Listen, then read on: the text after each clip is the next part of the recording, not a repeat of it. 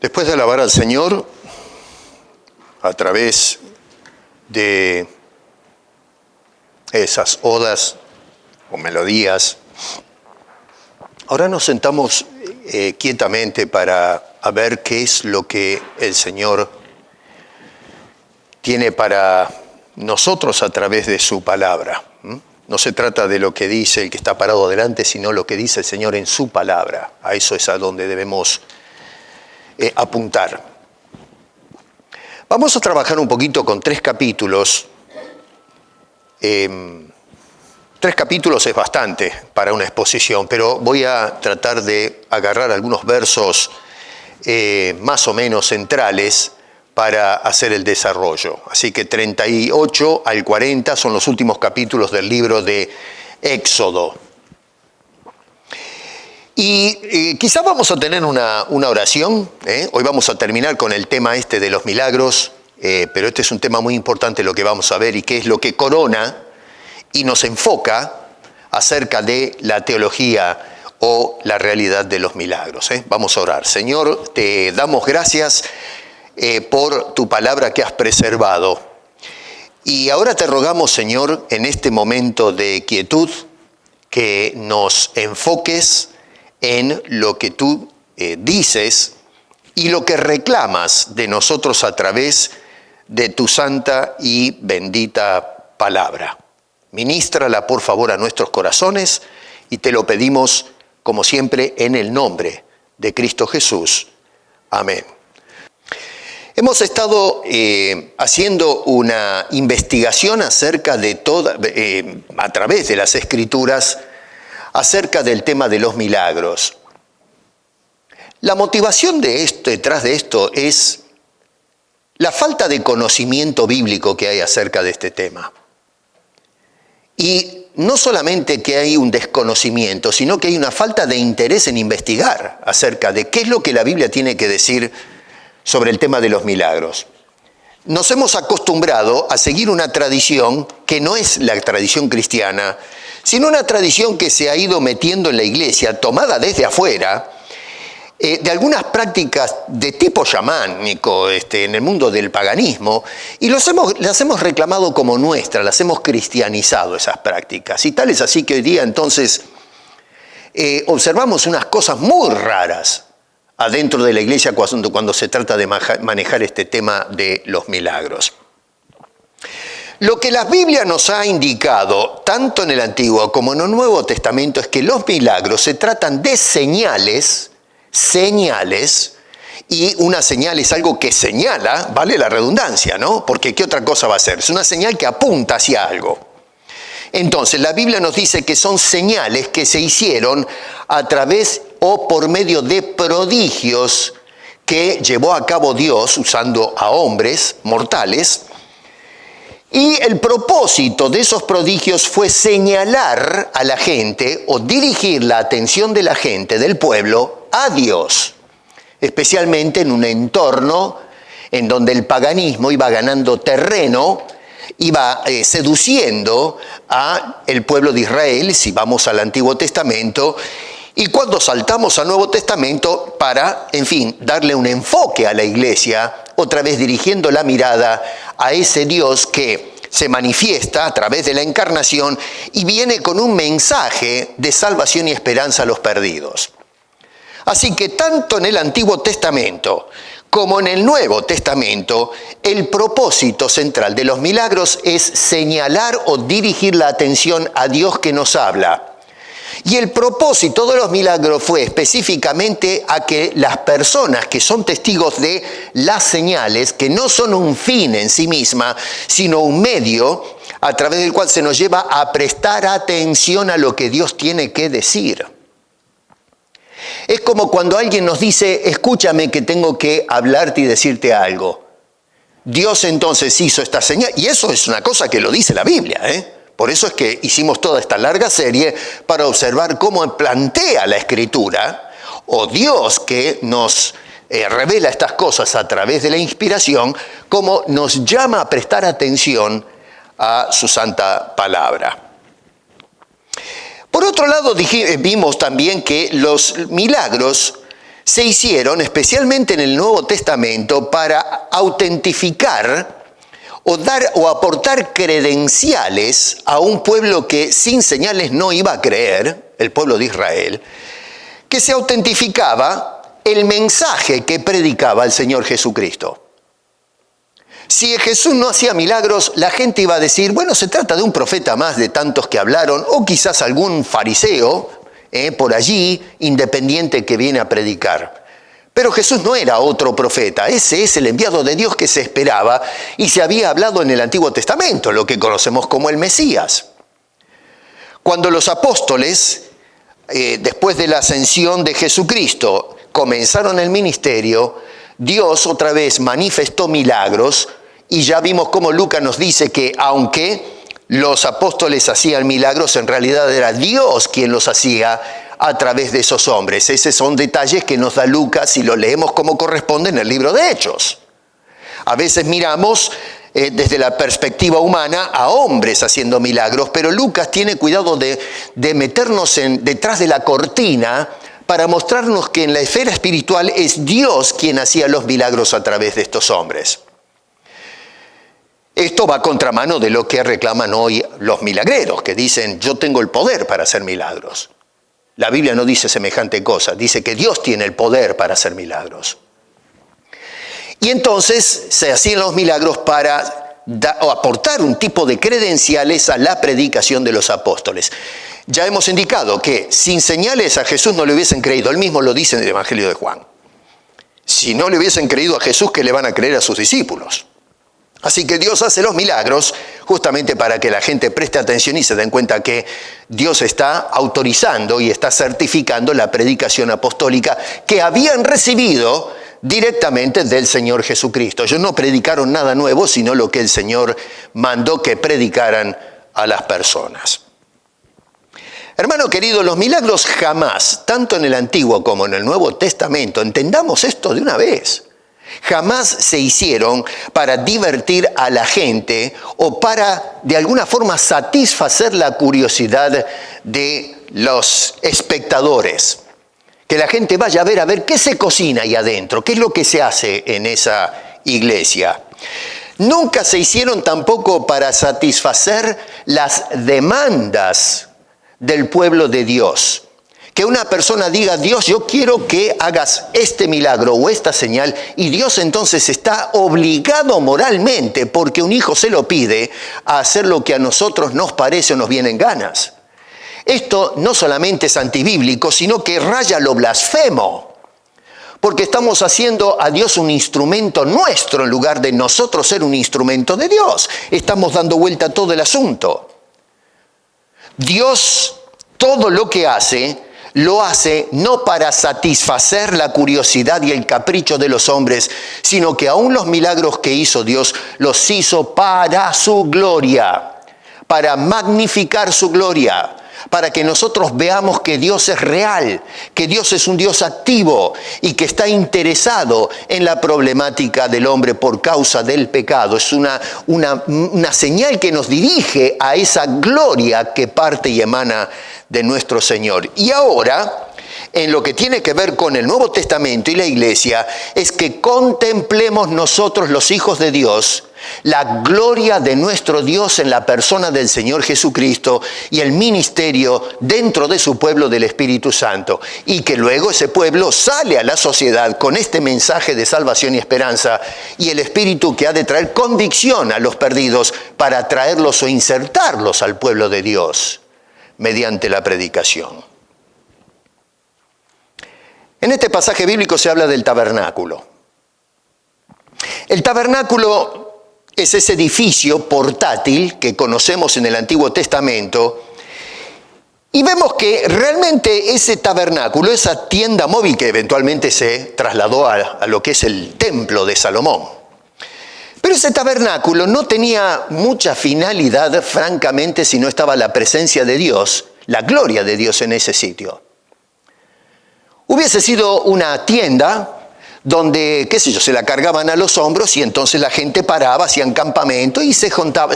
Había una asamblea del pueblo de Israel alrededor de esta cosa, pero no hubiese salido de eso. Y de la misma manera, cuando vamos al Nuevo Testamento, ese tabernáculo se traduce ahora a lo que es el pueblo de Dios, el templo de Dios que es la iglesia. Y hermano querido, entiende bien esto, la iglesia no tiene gran finalidad si no estuviese la presencia de Dios, la gloria de Dios en Cristo Jesús y el Espíritu Santo en ella. Tal vez tiene una función de, qué sé yo, no sé, un club social, una especie de centro comunitario donde pasamos un tiempo juntos, puede ser que cantemos, que nos demos un buen abrazo, nos comemos un buen asado después, o qué sé yo, algunas pupusas o algo, y estamos contentos, pero el asunto no sale de ahí. La importancia de la iglesia es la presencia de Dios en medio de ese lugar. Eso es lo que hace a la iglesia relevante. Si no, mi querido hermano, váyase a un club de natación, un club deportivo, y ahí va a tener amistad con otras personas. Se puede sentar a tomar un café, a comerse un sándwich, a hablar de cómo salieron los partidos de fútbol en la semana, y listo, ya tiene un tiempo social. Pero eso no es la iglesia. Esto no es un centro comunitario, es un lugar donde nos sentamos a escuchar la palabra de Dios y a contemplar con nuestras almas su gloria para edificación y beneficio de nuestras vidas. Noten ustedes en el capítulo 40, que dice en el verso 34, entonces una nube cubrió el tabernáculo de reunión y noten qué importante lo que dice el escritor acá. Dice, cubrió el tabernáculo y entonces la gloria de Jehová llenó el tabernáculo. El escritor nos está hablando de un santuario que está totalmente saturado de la gloria de Dios, completamente repleto. Hermano querido, en la actualidad, si hay algo que cubre y satura la iglesia cristiana, es una nube de confusión y superstición. Cuando se trata de milagros y cosas espirituales, es lamentable lo que está pasando. Tenemos una iglesia saturada de errores doctrinales, de paganismos lamentables, incluso en especial cuando se trata del tema de los milagros, que lo que se hace es puro curanderismo, un espectáculo circense para atraer la atención de las personas a los que llevan a cabo estas cosas. No se lleva la atención a la gloria de Dios, a exaltar a Dios, a levantar en alto la persona del Señor Jesucristo. Lo que la iglesia de hoy necesita es disipar y salir de esa nube tóxica de paganismo que ha invadido la iglesia y la tiene saturada. Y antes no se podía entrar a la presencia de esa gloria de Dios, pero hoy nosotros entramos en esa nube tóxica de paganismo y nos deleitamos de ella, nos emborrachamos de estas cosas y terminamos ebrios espiritualmente, no de la gloria de nuestro bendito Salvador, sino de todo este tipo de errores que hoy recibimos con agrado y pleitesía.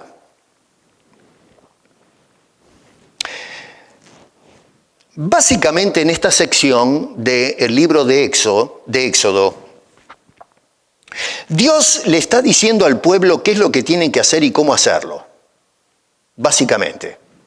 Se habla de la construcción del tabernáculo, ya se habló anteriormente de esto, pero acá estamos hablando de esa generación que va a entrar a la tierra prometida. Acuérdense la historia, la primera generación que salió de Egipto se hicieron los vivos con Dios y no funciona el asunto y Dios los tuvo 40 años en el desierto. Se levanta una generación nueva y debido a los que no tuvieron confianza en Dios, perdieron la oportunidad de entrar. Y entonces tenemos a este grupo, esta nueva generación que están listos para entrar a Canaán. Dios dice, van a construir un santuario donde va a haber asamblea, donde se van a reunir para adorar a Dios.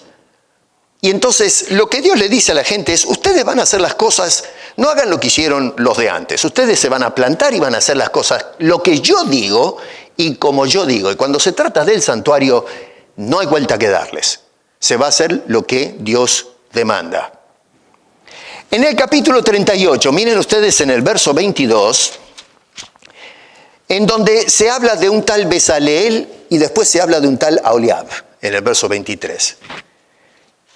Dice, Bezaleel, hijo de Uri, hijo de Ur, este Bezaleel que era de la tribu de Judá, dice que hizo todas las cosas, y toma nota de eso.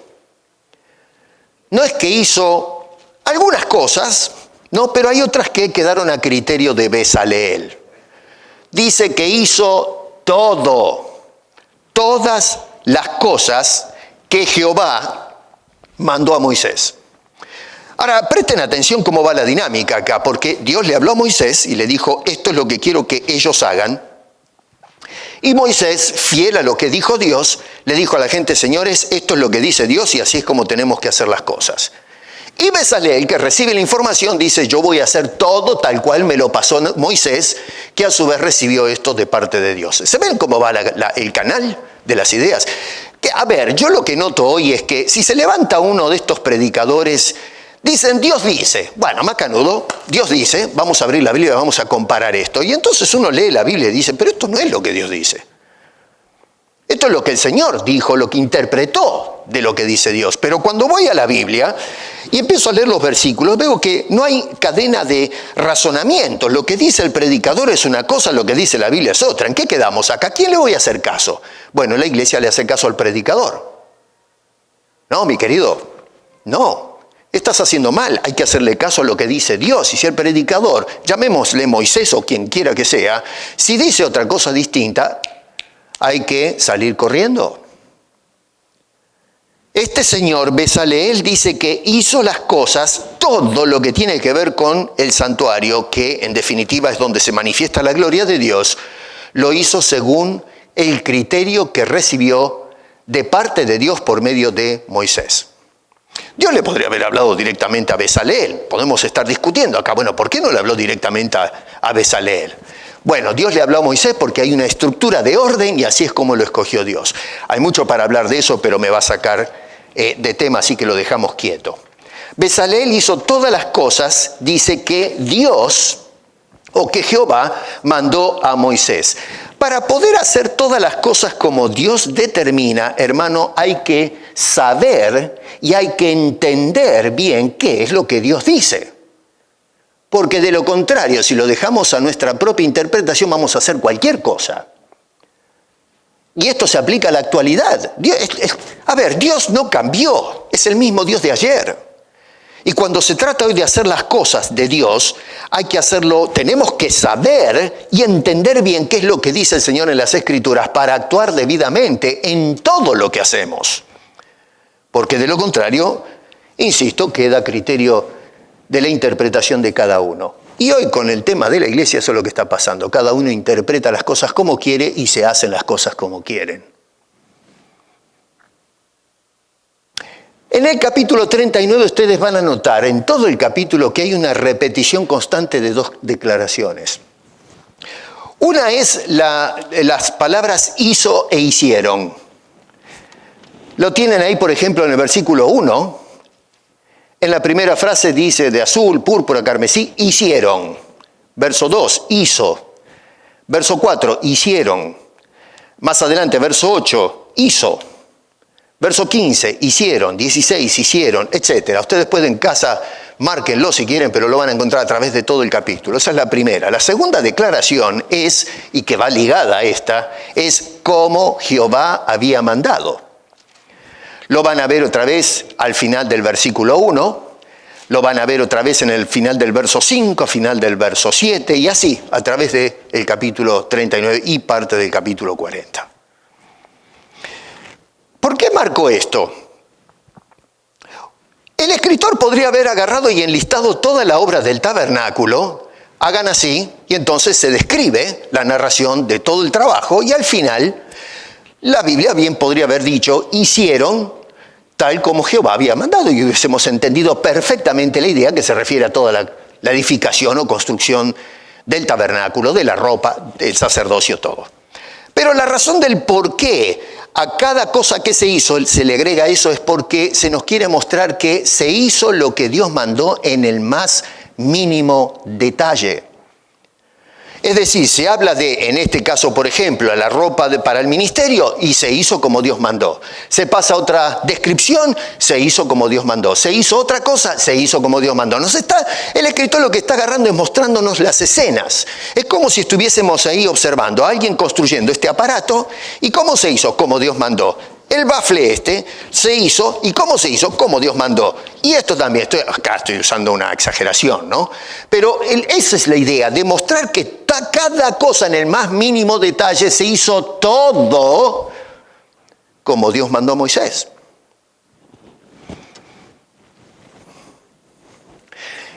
Con esto, hermano querido, nosotros podemos observar que cuando se trata del santuario de Dios, no se trata de hacer lo que el hombre quiere o lo que el hombre interpreta que se debería hacer, sino que tiene que hacerse siempre lo que Dios demanda que se haga para su servicio.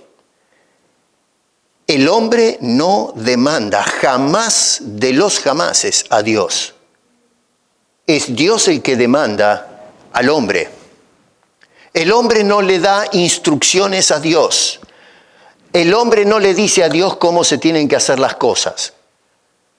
Ni siquiera el hombre le puede decir a Dios, yo quiero que tú hagas esto. Sino que es Dios, el Dios de gloria, el que nos dice a nosotros, a través de la revelación, qué es lo que espera y demanda de cada uno de sus siervos. Y todo lo que demanda Dios no tiene nada que ver con la gloria del hombre, sino que es todo centrado en la gloria de nuestro bendito y soberano Dios, que hoy se manifiesta en la iglesia a través de su Hijo bendito Jesucristo y la presencia del Espíritu Santo en medio de su pueblo. Hoy lo que vemos, el patrón de conducta es que se han dado vuelta las cosas. Lo que vemos hoy es la iglesia que espera que Dios haga lo que el pueblo quiere o demanda. Por eso salió de moda esto de declarar, decretar, demandar, conceptos que usted se va 50 años atrás o menos todavía, y no existía esta manera de orar. Esto es nuevo. Y parece mentira, pero es peor que el COVID. El COVID es este virus infectante, ¿no es cierto? Bueno, esto es peor. Ha saturado la iglesia. Ustedes hoy escuchan, yo escucho oraciones donde la gente dice, declaro Señor, demando Señor, como hijo tuyo, reclamo tus promesas. Pero escúcheme una cosa, pero a ver, tenemos que sentarnos a pensar y a revisar el credo que estamos manejando. Esto está completamente dado vuelta. No es lo que nos dicen las Escrituras cómo tenemos que aproximarnos al Señor. Y fíjense que hemos acomodado inclusive el argumento de tal forma que escuchamos decir a personas cosas como, por ejemplo, bueno, la voluntad de Dios es que nosotros le pidamos el deseo de nuestro corazón. No, eso es agarrar versículos sueltos de aquí para allá y construir una conclusión teológica. Pero la Biblia nunca nos enseña semejante disparate. El otro día hablábamos de Primera de Juan, cuando dice que oremos, Dios escucha la oración, pero Juan dice, esto lo dejamos afuera, dice, si pedimos según su voluntad. Hoy se enseña, tú pides que la voluntad de Dios es hacer lo que tú quieres. No, oramos y Dios responde si estamos orando según su voluntad. El Señor Jesucristo nos enseñó a orar y dijo, Padre nuestro que estás en los cielos, hágase tu voluntad en la tierra como en el cielo. Los ángeles no van a decirle a Dios, mira, Dios, nosotros queremos que tú hagas esto. No, Señor, los ángeles son siervos que están a disposición de Dios y cuando dice vayan y hagan, ellos sin cuestionar salen corriendo de la presencia de Dios a hacer su voluntad, su beneplácito. Y Jesús nos enseñó diciendo, así como en el cielo se hace la voluntad de Dios sin cuestionamientos, así en la tierra. ¿Y nosotros qué hacemos? Hágase aquí en la tierra nuestra voluntad y en el cielo también. No, Señor, eso no es como se nos enseña en las Escrituras a seguir el consejo de Dios. Acá en estos pasajes se da instrucciones, pero precisas, de cómo se tiene que construir y cómo se tiene que amueblar el tabernáculo. Y no solamente eso, pero cómo deben proceder y vestirse los sacerdotes que van a ministrar en ese lugar. En el capítulo 38, otra vez, lo voy a leer esto porque es muy interesante. Versos 21 al 23 dice, estas son las cuentas del tabernáculo del testimonio, las que hicieron por orden de Moisés, por obra de los levitas, bajo la dirección de Itamar, hijo del sacerdote Aarón. Y Besaleel, hijo de Ur de la tribu de Judá, hizo todas las cosas que Jehová mandó a Moisés. Y con él, es decir, con Besaleel, estaba este señor llamado Oliab, hijo de Ahisamac, de la tribu de Dan, uno de Judá, el otro de Dan, artífice, diseñador y recamador en azul, púrpura, carmesí y lino fino. ¿Qué les parece? Muy interesante, ¿no? ¿Y quiénes son estos señores? A ver, ¿cuántas veces conocemos a Moisés y a los profetas? Pero ¿ustedes alguna vez escucharon? Lo hemos leído, los que leen la Biblia. Pero ¿quién se para, honestamente, a analizar quiénes son este señor Besaleel y este Aholiab? ¿Cuántos de acá podrían levantar la mano y disertar acerca de estos dos individuos? No tenemos la menor idea de quiénes son. Es más, leemos la Biblia y lo leemos así nomás. Bueno, la pregunta es válida. ¿Quiénes son estos dos señores que menciona el libro de Éxodo?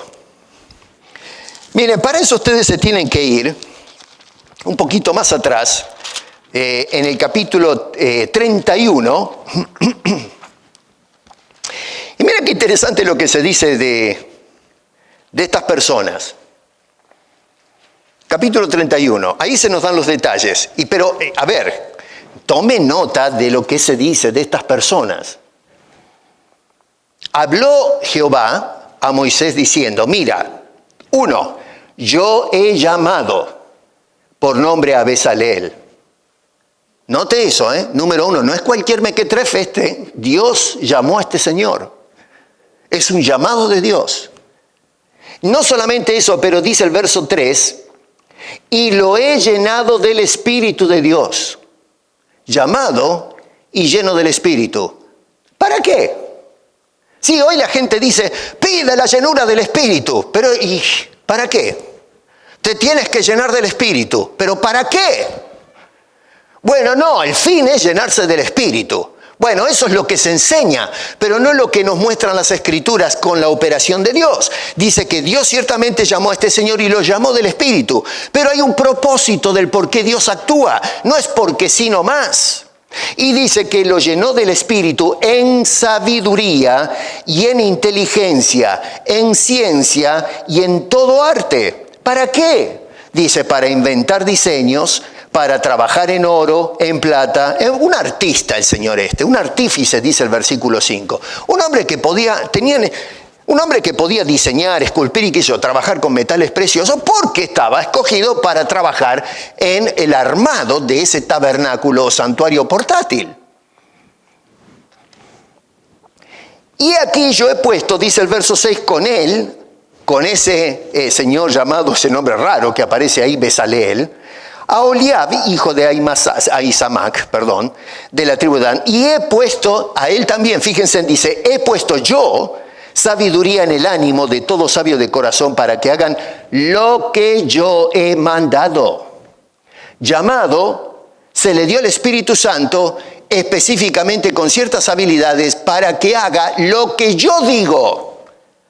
Ahora este señor es un artista que puede hacer con su mente y su capacidad creativa que le dio Dios cosas. Dice que puede inventar diseño, pero no, el Señor no te llamó para inventar diseños, sino para hacer lo que yo digo, aunque tiene la capacidad dada por Dios para inventar. Pero Dios le está diciendo, no va a inventar nada. Tiene la capacidad por el Espíritu Santo, pero va a hacer lo que yo digo, no lo que a él le parece como inventor, hacer lo que se le da la gana. Qué bien podría hacerlo porque tiene la capacidad dada por Dios, pero no funciona así con Dios. El don ha sido dado para hacer algo específico para la gloria de Dios, no para satisfacer la habilidad que Dios le dio a este señor. Yo siento que debería hacer esto. Yo pienso que debería hacer las cosas de esta manera. No, señor, no funciona así. Esa teología es una teología barata, Una teología que no tiene nada que ver con lo que nos muestran los registros sagrados en cuanto a estos hombres.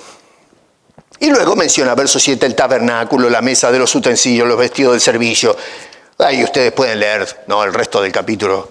No el capítulo, la sección del verso 1 al 11. Termina diciendo al final del verso 11, harán conforme a lo que te he mandado, en todo detalle.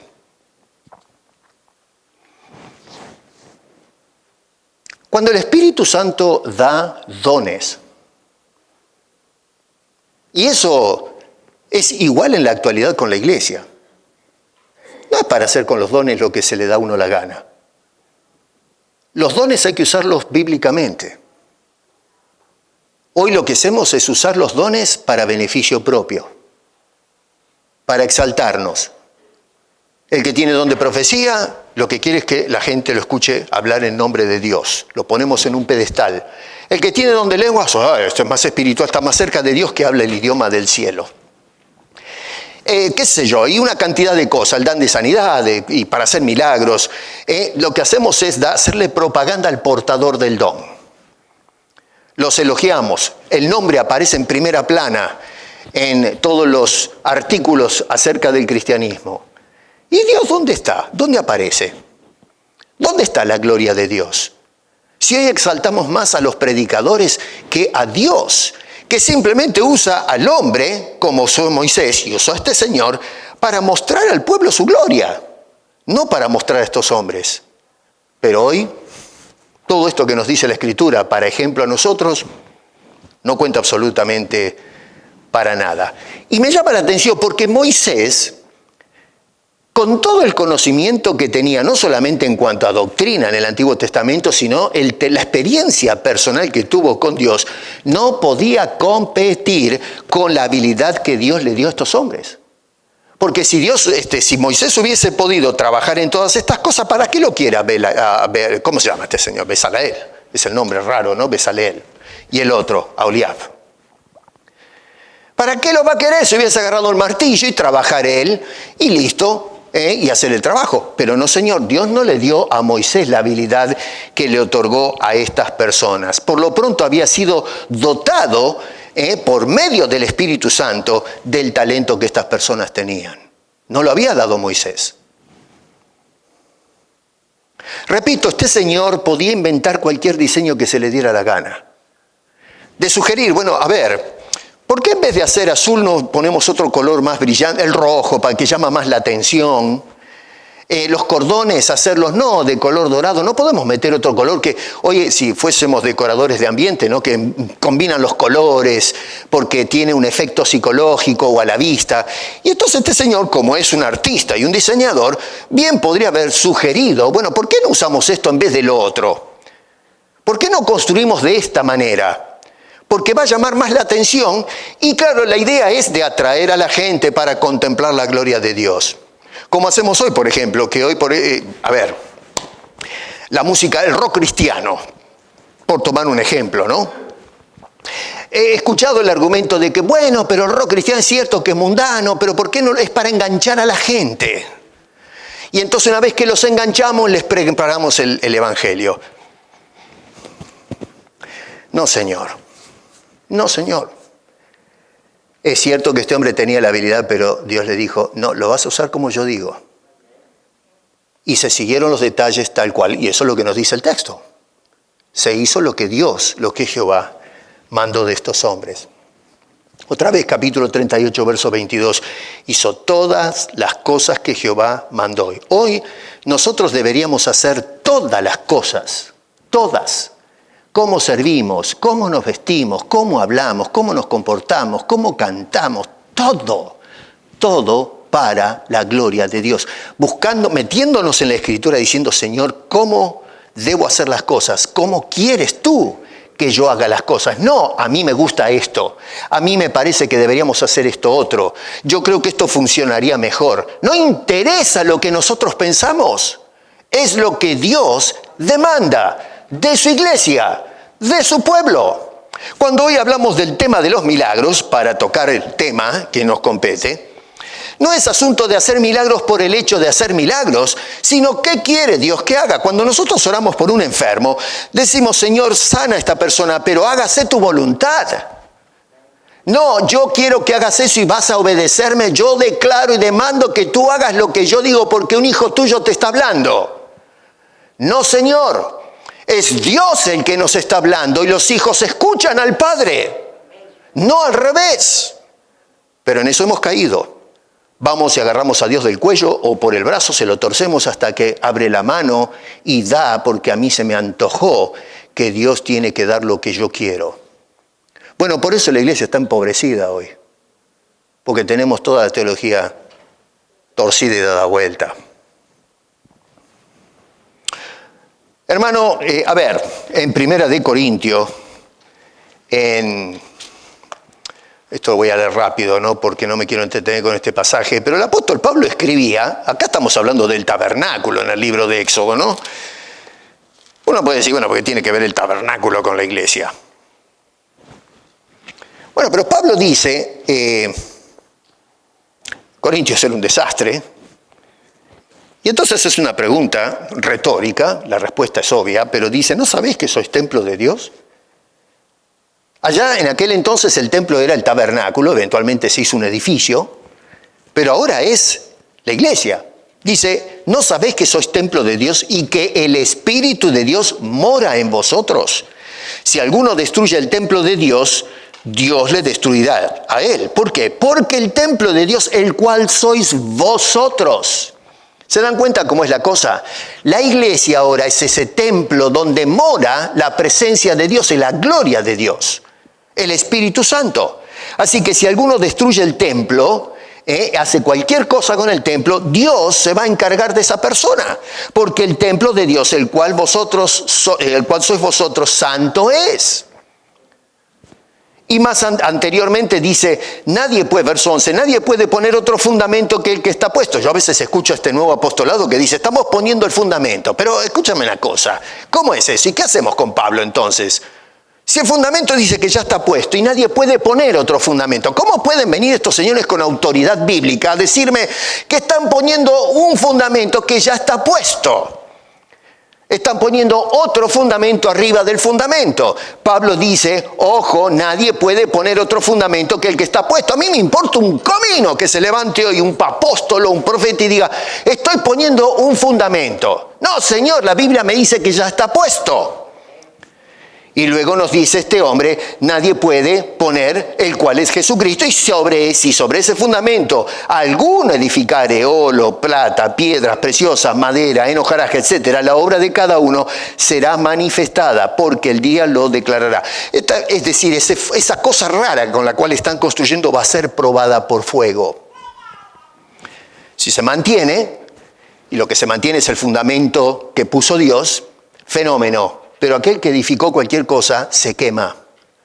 Dios va a juzgar lo que se está haciendo en la iglesia contemporánea, porque ese es el santuario donde Dios manifiesta su gloria. Ahora bien, fíjense ustedes, por ejemplo, que en estos capítulos tenemos las siguientes conclusiones en cuanto a qué es lo que Dios quiere cuando se trata del santuario. Repito, hoy estamos hablando de la iglesia. En aquel entonces era el tabernáculo, hoy es el templo la iglesia. Y el Dios que trabajó y manifestó su voluntad en el Antiguo Testamento es el mismo Dios que adoramos hoy en Jesucristo. Lo primero que nos enseña este pasaje bíblico es que Dios, y esto parece redundante, pero miremoslo más de cerca, Dios dispone todo para su gloria. Es decir, es Dios el que determina convenientemente las cosas y hace o revela a los hombres lo necesario para un fin determinado. Y el propósito de lo que Dios dice es para exaltar su gloria. Jamás vemos a Dios o al Señor Jesucristo discurrir con el hombre diciendo, a ver, ven para acá, ¿por qué no me das tu opinión? ¿Qué piensas? ¿Cómo debemos, en fin, construir la iglesia, dirigir la iglesia? Cuando vemos a los apóstoles sentando con el Señor diciendo, a ver, Señor, tengo algunas opiniones que darte. O que el Señor le haya dicho en el Espíritu, ven, Pablo, Pedro, siéntense acá, vamos a conversar un rato. Miren, yo tengo unas ideas con la iglesia, pero a ver si ustedes me dan el visto bueno. ¿Qué les parece? ¿No les parece a ustedes que podríamos hacer algo? ¿Qué opinión me dan ustedes? Pero, señores, Dios nunca consulta con el hombre. En ningún lugar de la Biblia vemos a Dios pidiéndole dirección al hombre. El hombre es el que tiene que pedirle dirección a Dios y obedecerle hasta los últimos detalles.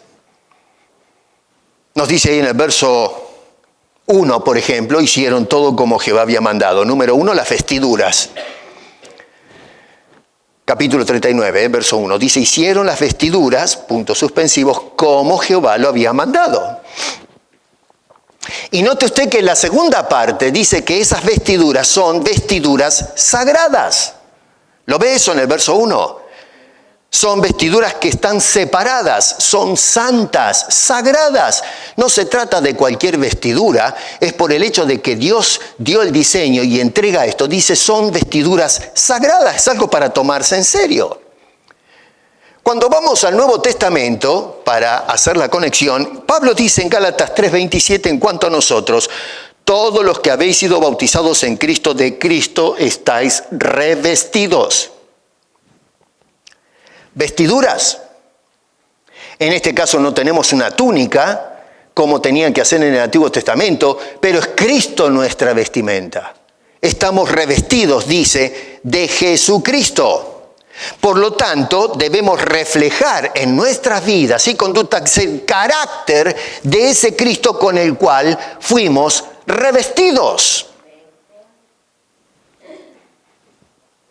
Pedro nos llama en su primera carta a ser santos porque Dios es santo.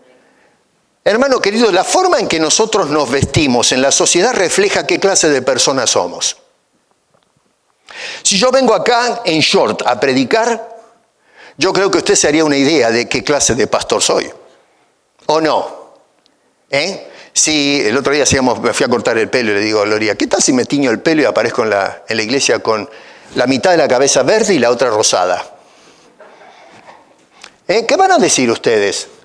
O me voy a una de estas casas de tatuaje y me pinto me decía, no sé quién fue que me dijo, de tatuarme, creo que una de mis hijas, ¿por qué no te tatúas una gota acá en el ojo? Que entiendo que son los gángsters se hacen algo así, ¿no? Una gota en el ojo y vengo a predicar para ustedes y acá los de la cámara, con una gota acá colgando en el ojo, negra. O me vengo con un hueso cruzando la nariz, o 2 ganchos en la oreja. ¿Qué tal? Total, si eso está bien afuera, ¿por qué no lo puedo hacer yo? Dígame, si la gente se pinta, hacen todo ese decorado y decimos, bueno, es la moda. Bueno, si eso está bien, es la moda, ¿por qué no lo puedo hacer yo? ¿Que soy distinto yo a los demás? Bueno, lo que vestimos habla de lo que hay en el corazón de la gente. Y yo sé que los que les gusta la moda van a patalear, pero las modas están hechas para llamar la atención hacia uno. Hermano querido, nosotros estamos revestidos de Cristo y debemos proyectar a ese Cristo en nosotros. El mundo nos está observando, especialmente cuando se trata de ser adoradores en el santuario que es la iglesia de Jesucristo. Mucha gente critica a los cristianos con toda la razón del caso. Lo que está pasando hoy en la iglesia es vergonzoso. A ver, cuando hay gente de afuera del mundo que entran a la iglesia buscando el evangelio, gente que realmente tiene inquietud y ven la locura que se hace en la iglesia, salen corriendo. Dice, estos están todos locos, rematados. Tienen más discernimiento que los creyentes. Dice, esto no sé, acá yo siento que acá el Espíritu de Dios no está. Hay un Espíritu, pero no es el de Dios. Y probablemente sea el mismo Dios que nos convence y nos redarguye de pecado diciendo, no vayas ahí, sigue buscando, porque te estás metiendo en la cueva del lobo. Dios guarda a los que llama y los dirige en la dirección que corresponde. Así que ojo con esto, estamos revestidos de Cristo y nuestra vida debe reflejar esa imagen de Cristo para poder nosotros ser testigos de Él en la sociedad donde estamos insertados. No solamente las vestiduras, sino también el ministerio. Dice allí que las vestiduras son para ministrar, que habla de propósito. No se vestían porque les quedaba bien, un asunto de fashion o la moda, sino que era porque de esa forma se ministraba a Dios. Nosotros hemos sido revestidos de Cristo para ministrar a un Dios de absoluta gloria, no para desfilar y hacer pinta entre los creyentes o en el mundo secular donde estamos insertados. Yo no voy con los dones del Espíritu o la vestidura de Cristo fanfarroneando por el mundo diciendo, miren lo que soy. No, Señor, Dios no te llamó para desfilar el cristianismo, sino para hablar de Cristo. La palabra hebrea que se usa acá, la palabra es sharat, y significa servir, ser apto, ser una persona útil a Dios. Ese es el concepto hebreo de la palabra que acá se traduce como ministerio. No es tanto un concepto nomás, sino la actitud de la persona que es con el propósito de servir, de esclavizarse a ese Dios, para entonces mostrar su gloria a los demás. En otras palabras, Dios es el objeto de nuestro servicio. No Dios el objeto, de nuestros caprichos, de lo que nosotros queremos. Dios está allí para que le sirvamos. Fuimos creados para servirle y hemos sido recreados o regenerados para servirle, no que Dios nos sirva a nosotros. El Salmo 101, verso 6 dice, mis ojos pondré en los fieles de la tierra, para que estén conmigo. El que ande en el camino de la perfección, este, y solamente este, dice, me servirá. ¿Qué palabras, Isaías 66, 1 dice, y vosotros seréis llamados sacerdotes de Jehová, ministros. ¿Pero ministros de qué? Ministro de nuestro Dios seréis llamados. En primera de Pedro, el apóstol bien digo que en el capítulo 2, verso 9, dice, mas vosotros sois, y escucha esto, ¿qué eres? Eres linaje escogido, real sacerdocio, nación santa, pueblo adquirido por Dios para que anunciéis las virtudes de aquel que os llamó de las tinieblas a su luz admirable. Impresionante, ¿eh? Número 3, el santuario. Vestiduras, ministerio, santuario. Las vestiduras son para ministrar en el santuario, donde se manifiesta Dios. Dios nos revistió ahora de Cristo Jesús para que podamos ministrar a Dios en el santuario. ¿Dónde es eso? La iglesia. Ahora el templo de Dios es la iglesia, según nos dice el apóstol San Pablo. ¿Estás ministrando a Dios? ¿Estás sirviendo a Dios?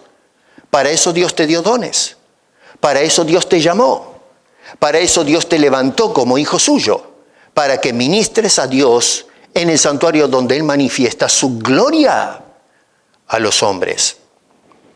El santuario es el lugar sagrado donde Dios se manifiesta a través ahora del Señor Jesucristo y el Espíritu Santo.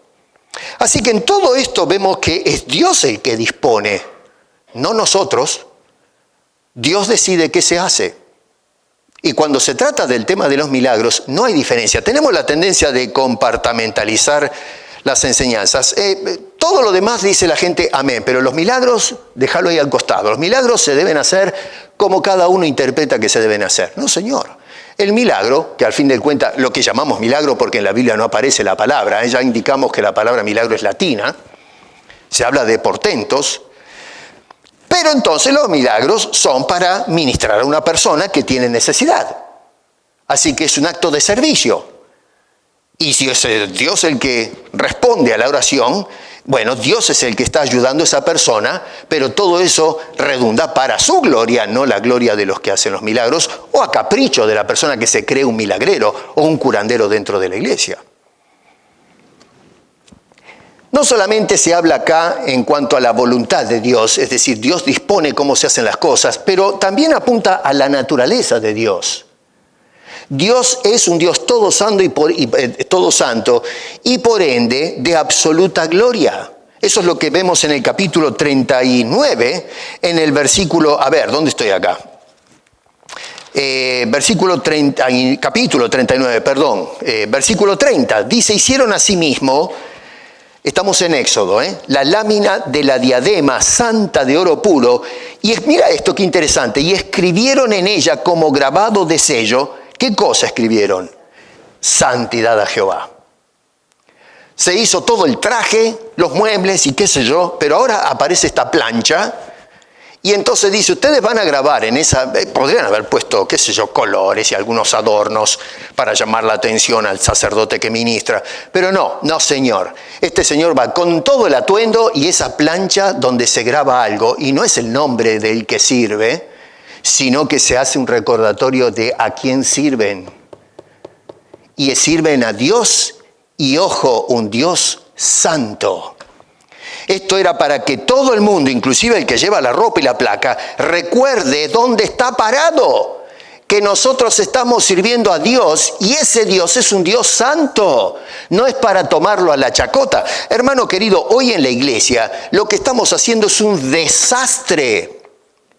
Hoy se ha metido el paganismo adentro de la iglesia. Cuando nosotros miramos las manifestaciones del Espíritu Santo, usted no encuentra un solo par en toda la Biblia de las manifestaciones que vemos hoy dentro de la iglesia. ¿Dónde ve usted un pasaje bíblico en donde ve personas que son tocadas con aceite o la oración y caen al suelo retorciéndose, echando espumarajos por la boca? Al contrario, lo que vemos es, si hablamos del Señor, es que personas que estaban retorciéndose y echando espuma por la boca, venían al Señor, los tocaba, les hablaba y salían pero paraditos como soldados.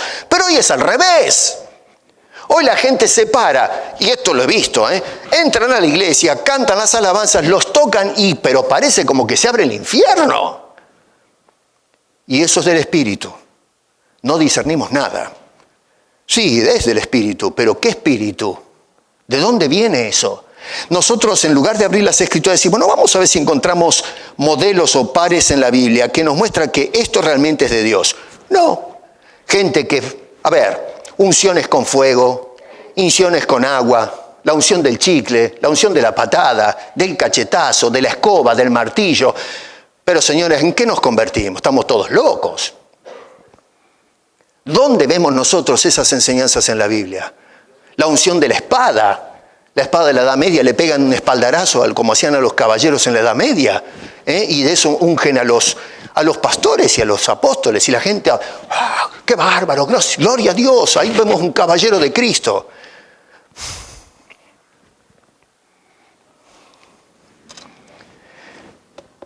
Tenían que ser recordados que servimos a un Dios todo santo. Por eso Pedro decía, sed santos, porque Dios es un Dios santo. Número 3, y porque ya deben tener hambre, tenemos que terminar. Número 3, Dios es un Dios de absoluta gloria manifestada.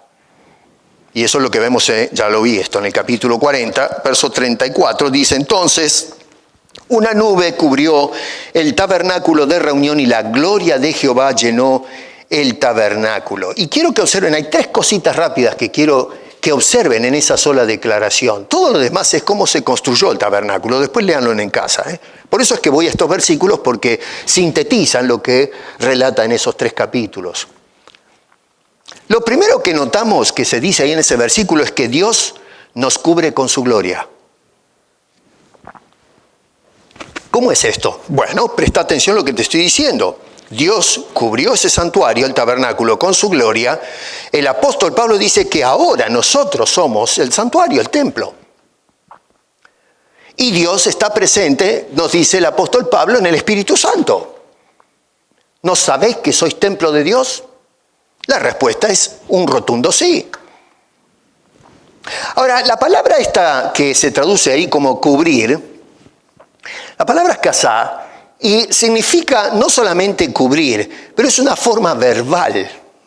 Para los que quieran investigar después un poco más, es el verbo piel. No piel de la piel, es una palabra hebrea. Pero significa, en lugar de cubrir, va más allá. El concepto significa más o menos ocultar. Se pierde un poquito en la traducción. Está bien, no vamos a cuestionar la traducción, pero se pierde un poquito el sentido más amplio de la palabra. Es ocultar. Esto tiene un poco de relación con el tema del pecado. Es decir, En la presencia de Dios no hay entrada del pecado. La gloria de Dios lo que hace es ocultar todo lo que es el pecado. Más bien es Dios ocultándose de eso. Está protegiendo el santuario. Está guardando la santidad de ese lugar donde se manifiesta. La iglesia es un refugio donde el pecado no tiene lugar. Es el pueblo de Dios, regenerado, limpiado en la sangre del Señor Jesucristo. Cada vez que nosotros entramos en la presencia de Dios como iglesia, estamos entrando en un lugar santo donde el pecado no tiene potestad, no tiene nada que decir. Por eso el llamado de ser santos, de ocultarnos en la presencia de Dios.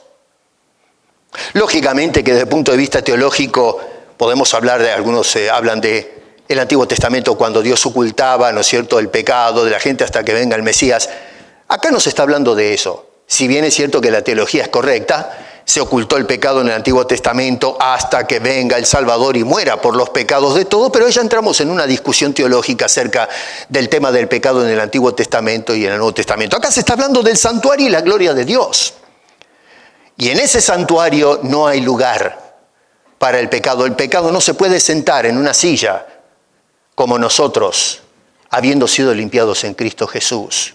La gloria nos cubre con su gloria. Número 2, Dios nos llena de su gloria. Acá aparece la palabra malá, que significa saturar completamente, llenarnos en toda abundancia. La presencia de Dios está plenamente en todos nosotros. Esto es una cosa que atenta contra, la comprensión y la razón humana. ¿Cómo puede ser que todo Dios esté adentro mío y todo Dios esté adentro de mi hermano y de mi hermana y de cada uno de nosotros? Pero la Biblia dice que Dios mora plenamente en cada uno de nosotros. Rómpase la cabeza, ¿cómo es esto? La Biblia nos dice que Cristo, cuando estaba en forma física, temporal y geográfica en esta tierra, sin embargo, la plenitud de la divinidad estaba en Cristo. Otra vez, es una cosa, esos son esos misterios de cómo Dios se manifiesta. Dios nos llena de su gloria. No hubo lugar en que la gloria de Dios no esté presente en ese santuario. Y de la misma manera, no hay lugar en el cuerpo de Cristo en donde no se manifieste su gloria. No hay cristianos con Espíritu Santo y otros sin Espíritu Santo. No hay cristianos que tienen más Espíritu Santo que otros. La plenitud de Dios está en cada uno de nosotros. Esa maldita enseñanza de que hay cristianos que tienen más espíritu que otros es mentira, es blasfemo. Que Dios le dé más habilidades a uno que otro, más dones para ministrar es otra cosa. Pero la presencia de Dios está plenamente en cada hijo de Dios. Y esto tendría que ayudarnos a pensar cuando hablamos de un hijo de Dios o tratamos con un hijo de Dios, que estás hablando con un hijo de Dios, donde la presencia de Dios mora plenamente. Por eso las Escrituras nos llama a amarnos, a respetarnos, a tener en cuenta que la imagen de Dios está en esa persona. Porque cuando hacemos un lío con el hermano, estamos metiendo con Dios que mora en él. Y por último dice, versos 36 y 37, que Dios nos dirige con su gloria. Número 1, nos cubre. Número 2, nos llena. Número 3, nos dirige. Dice, y cuando la nube se alzaba del tabernáculo, los hijos de Israel se movían en todas sus jornadas. Pero si la nube no se alzaba, no se movían hasta el día en que ella se alzaba. ¿Por qué? Porque la nube de Jehová estaba de día sobre el tabernáculo y el fuego estaba de noche sobre él, a vista de toda la casa de Israel en todas sus jornadas, todos los días, todos los días. No es, hoy estoy con ustedes, mañana vamos a ver cómo se portan. No, Señor. En todo el trayecto a Canaán, dice, Dios iba con ellos. Jesús dijo, estaré con vosotros todos los días hasta el fin del siglo. Ustedes dirán, ¿qué tiene que ver esto con los milagros? Bueno, en conclusión, el escritor nos habla de una gloria siempre presente. Y todo lo que hacemos tiene que ser según como Dios lo dice. Y hoy, cuando estamos mirando lo que se hace en la iglesia con respecto a los milagros, no estamos haciendo lo que Dios dice. Estamos haciendo lo que dicen los predicadores y milagreros. Nunca vimos a Jesucristo hacer lo que están haciendo hoy en la iglesia. Nunca. Nunca vimos a un solo apóstol hacer lo que se está haciendo en la iglesia. Y no hay alguien que se levante y diga, ¿qué está pasando acá? No hay nadie que cuestione.